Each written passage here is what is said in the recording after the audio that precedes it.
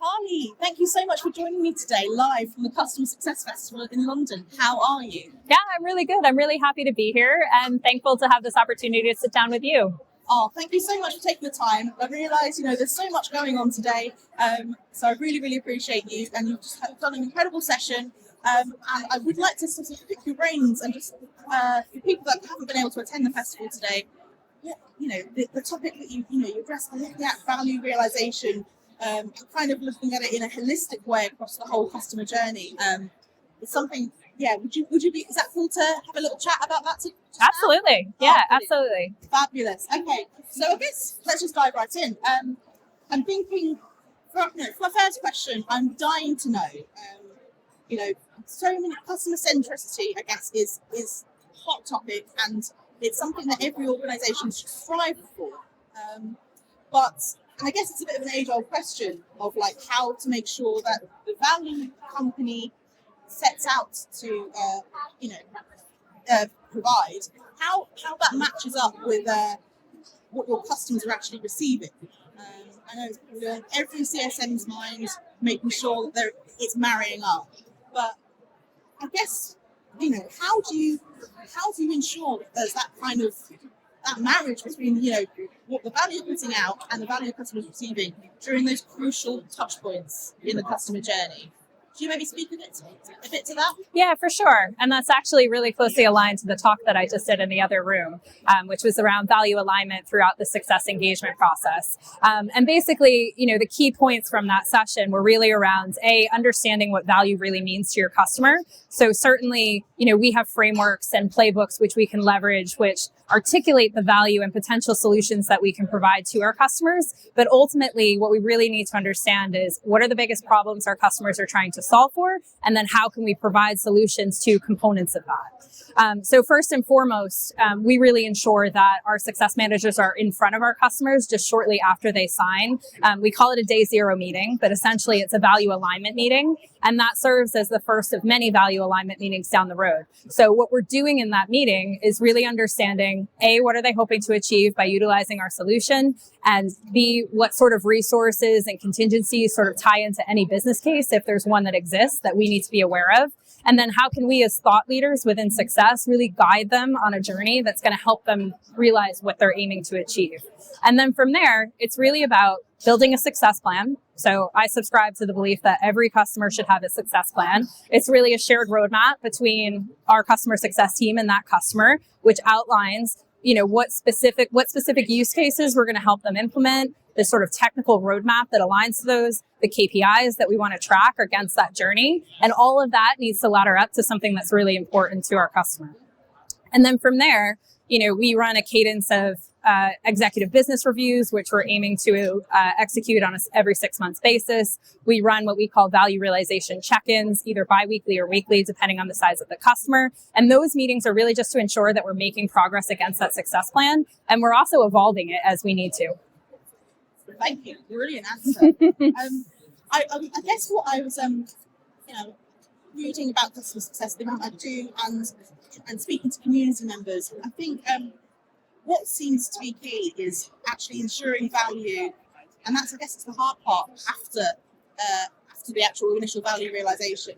And I guess what I'm thinking, my question is kind of, if you were to look at the customer journey in a holistic way, in a sort of 360 way that goes beyond, the main touch points, contract signing, renewals, all that. How do you ensure, you've got long-term customers, I can imagine that's quite hard to sustain, that kind of making sure they keep understanding value and realizing value.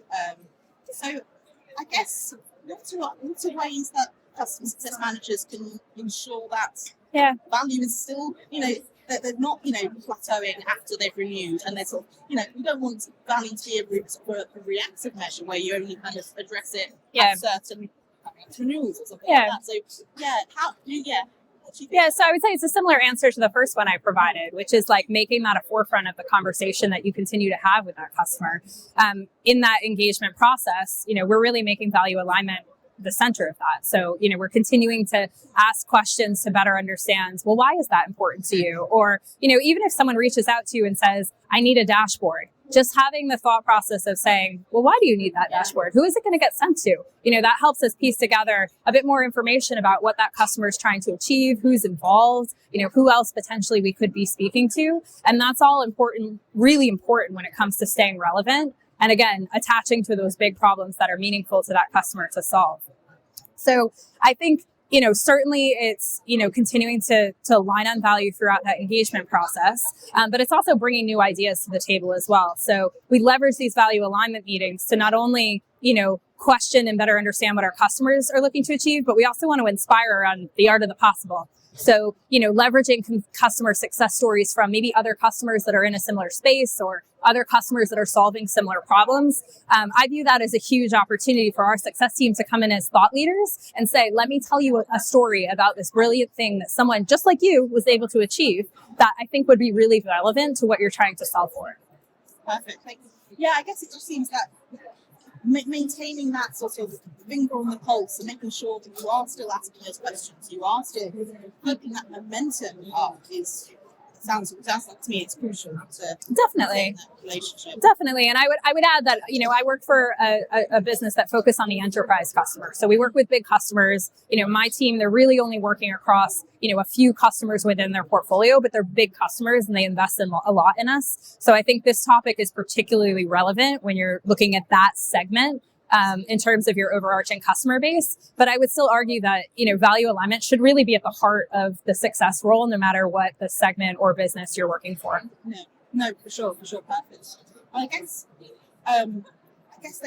if we're not communicating closely enough with your customers, or you're not keep doing those kind of asking those questions, you're going to find there are going to be gaps. And that's, I guess, where mistakes start to happen, and that's where the customer starts to, things will turn sour, I guess. But I guess what I'm quite curious to ask is, and understand a bit better, is how do you can't get away without talking about cross-departmental collaboration. Yeah. Because I think, like you said, value realization and sort of continuing that is a part of customer success for sure. But no one's an island. So I'm quite keen to know how at Sprinklr you how do you collaborate with other departments and I don't know, sales or products or support. I don't know how to in sort of how do you collaborate with other departments to ensure that? Yeah, I mean, it has to be a real focus. And I think, if we're able to center that collaboration around best servicing our customer, that's a really powerful position to start from. So we put a lot of effort into, having a really close interlock with our sales counterparts, as an example. At Sprinklr, we often think of our account executives, our sales team, as the CEOs working across a customer account, and success really operates as the COO. So while sales is defining the vision and sort of what we hope to achieve with that customer, success is really there to make it happen. And making it happen involves, close partnership with product, close partnership with our services partners, close partnership with, all of the various, customer facing touch points that exist within our organization, which at Sprinklr is actually really complex. We have a lot of, different teams collaborating and helping make our customers successful. We leverage account plans in some areas better than others, but the idea of the account plan is to be, that business plan. If you think CEO, COO, what's the business plan in order to make this success? Where are we starting from? Where are we heading to? And that's going to be, a whole host of information, that's internal to us at Sprinklr, which is about what we're hoping to achieve in that partnership. But it's also going to have a lot to do with the customer and what they're trying to achieve, who the various, power players are within the account, what's important to them. That means that whomever's coming on board is going to be able to, know how to best plug into that account team and make it a success. Okay, fantastic. That's a brilliant answer. Thank you so much. I guess shifting focus just a tad, if, any watchers or listeners are, thinking more, get to that point where, it's end of 2023, looking forward for, creating their 2024, value plans. What do you think are, in your experience, to make sure that you know that customers are achieving these sorts of value they're expecting, seeing their outcomes? Are there any key metrics, customer success managers can use to really measure the to work out our customers realizing value. Yeah. And continually hitting that. Yeah, I think there's a number of different metrics that are really important. A metric which is really common in the world of customer success is a focal point is adoption, and that's for a good reason, because if our customers aren't adopting our solutions, they're not going to see the value or the benefits that come from that. And recently we focused a lot on change management efforts and how we can best guide our customers to ensure that adoption is happening at the rate in which they need to see that value. So that's certainly something that we track closely. From a retention perspective, so a KPI which is really important to our business, consumption is massively important, because that's going to help us understand, what product or potentially shelfware is not being utilized that could create risk to our business in terms of retaining annually recurring revenue. So that's a key point as well. But I would say we actually track the occurrence of these value alignment meetings. So we're looking at things like, how often are EBRs occurring? Is our executive buyer actually showing up to that meeting?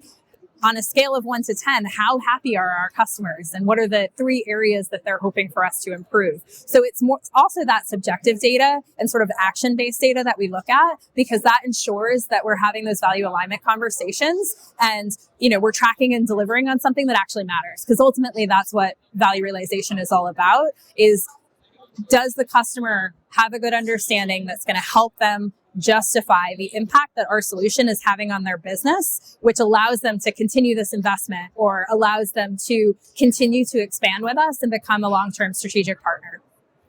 Perfect. Thank you so much. I guess also just to sort of think about our conversation, just,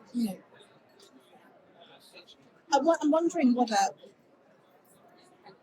who do you think should own value? I think you mentioned that value is for half customer success, but how, in your experience, who owns value in the organization? Is it something that you think that should be more, depending on the company, more widely adopted across the entire organization?